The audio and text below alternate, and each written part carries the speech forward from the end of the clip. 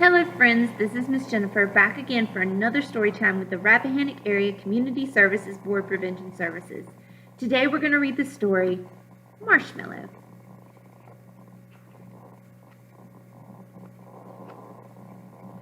Oliver was a gray cat with tabby markings who lived in an apartment. Many a cat has to catch his dinner before he can eat it, but Oliver was lucky. When he was hungry, all he had to do was mention the fact to Miss Tilly, and she would open the refrigerator and get out his liver or chopped beef. Peace and quiet was what he wanted. As Oliver never went out, he did not know that the world was full of other animals. The only mice in his life were gray flannel ones filled with catnip, and the nearest thing to a rabbit he had ever seen was a stuffed plush Easter bunny. But Oliver did not care. Peace and quiet was what he wanted, and his meals on time. Life, however, cannot always be that way. One day Miss Tilly called him from the kitchen. "Row," replied Oliver, and he hurried over, expecting to find his dinner. Instead, Miss Tilly was smiling at something she held in her two cupped hands. It was small and white and furry. "What do you think of this, Oliver?" she said. "Its name is Marshmallow." And she held the furry thing to her cheek for a moment, and then she set it on the floor. It had tall ears, pink eyes, a wiggly nose, and twitchy whiskers, and it was alive. Oliver was appalled. He took one wild look at the creature, then squished his eyes tight shut. "Oh, Oliver, what is the matter with you?" cried Miss Tilly. "Don't tell me you are afraid of a little tiny baby bunny." Oliver was afraid. He was too frightened even to run away, but crouched in a corner, opening and closing his eyes as if it actually hurt them to look at a rabbit. As for Marshmallow, he was a very unhappy little bunny. All he wanted was to be at home again with his nice, warm, furry mommy. And if he had been a kitten, he would have mewed. If he had been a puppy, he would have howled. And if he had been a baby, he would have cried his eyes out. But being a bunny, he just sat still and felt sad.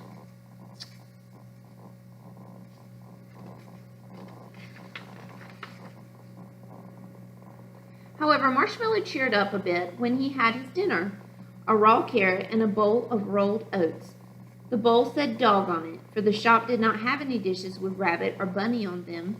But as Marshmallow could not read, this did not much matter. He ate the green carrot top first, for he was thirsty. Then he munched part of the carrot. After that he tried the rolled oats, eating with quick little nibbles, crit, crit, crit. And then he finished eating. He hopped into the bowl and took a nap. That night Marshmallow slept in the bathroom on a bed made out of a folded towel. It was not the same as having a soft furry mother to cuddle against. Still, he did not cry.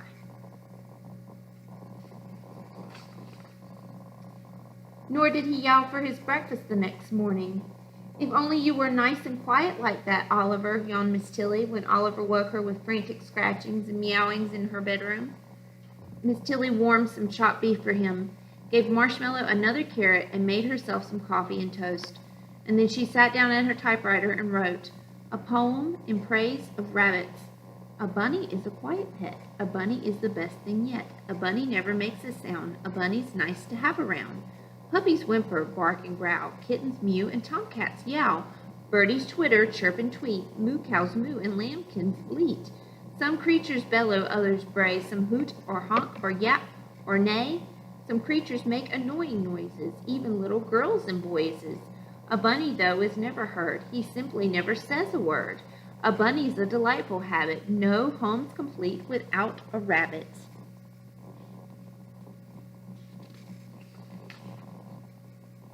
That morning Oliver felt much braver. He hardly squinched his eyes at all when he looked at the bunny now, and by afternoon he was watching Marshmallow with an expression that would have terrified an older and wiser rabbit. Marshmallow, however, was a tiny new baby that scarcely noticed what went on. He ate when he was hungry, and the rest of the time he slept with his paws tucked up underneath him to keep them warm. Oliver began creeping toward the sleeping bunny, his eyes glaring wickedly. But just as he got ready to spring, Miss Tilly cried, "Oliver, don't you dare hurt that bunny!" Oliver sat up quickly, blinking innocently. This isn't going to work out, Miss Tilly told herself sadly. Cats always have hunted rabbits, and I suppose they always will. She put Oliver in the other room, and after that she did not let him come near Marshmallow. Soon Marshmallow began lolloping around the apartment, sniffing things and then tasting them, and nearly everything seemed to taste pretty good. He nibbled the rugs, working very hard in one place until he had gnawed a large bare spot before moving on. He stood on his hind legs and yanked books out of the bookcase. He chewed the chair and table legs, and every time Miss Tilly sat down for a moment, he came hopping up cheerfully to untie her shoelaces. He was a very busy little bunny. Miss Tilly was surprised to find that he nibbled so many things besides carrots. She wrote another poem on her typewriter, which she called Solemn Warning to Rabbit Lovers. A bunny nibbles all day long. A bunny doesn't think it's wrong. He nibbles mittens, mufflers, mops. He only pauses when he hops. He nibbles curtains, lamp cords, shoes. He only stops to take a snooze.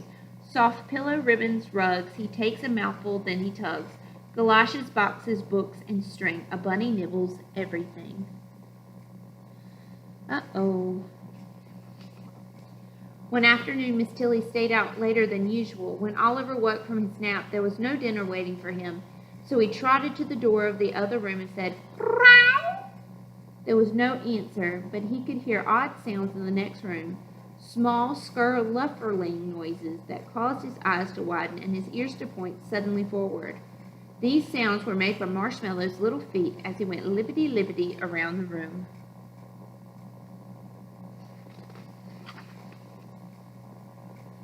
Marshmallow had discovered Miss Tilly's old plush Easter bunny and had thoroughly nibbled its whiskers. Now he was just frolicking around the room and kicking up his heels for sheer joy of being alive. Oliver was listening and sniffing while his eyes grew bigger and bigger. "Meow," he said again and scratched impatiently at the door. When this did no good, he stood up on his hind legs and patted the doorknob. And finally he reached up both forepaws, and with one on each side of the knob, he worked it this way and that. At last there was a small click. The door swung open, and Oliver padded silently into the next room. And there was that rabbit, skipping about as if he hadn't a care in the world. I don't know that this is going to be a good thing. He would dash several feet in one direction, stop suddenly, and spring into the air. And then he would turn, dash back to his starting point, and jump again, back and forth, back and forth. Oliver watched it with great interest. Each time the little rabbit whisked by him, he lashed his tail and got ready to spring. But somehow he couldn't quite do it. Perhaps he remembered that Miss Tilly had told him not to hurt the bunny. Or perhaps he was still just a bit afraid. Suddenly Marshmallow sat up tall and stared at the cat, his soft nose twitching rapidly. He looked most inquisitive, but not at the least alarmed. What was this great striped animal, he wondered? Could it possibly be his new mother with a new coat? And while Oliver hesitated, trying to make up his mind to pounce, all at once Marshmallow scampered joyfully up to him and kissed him on the nose.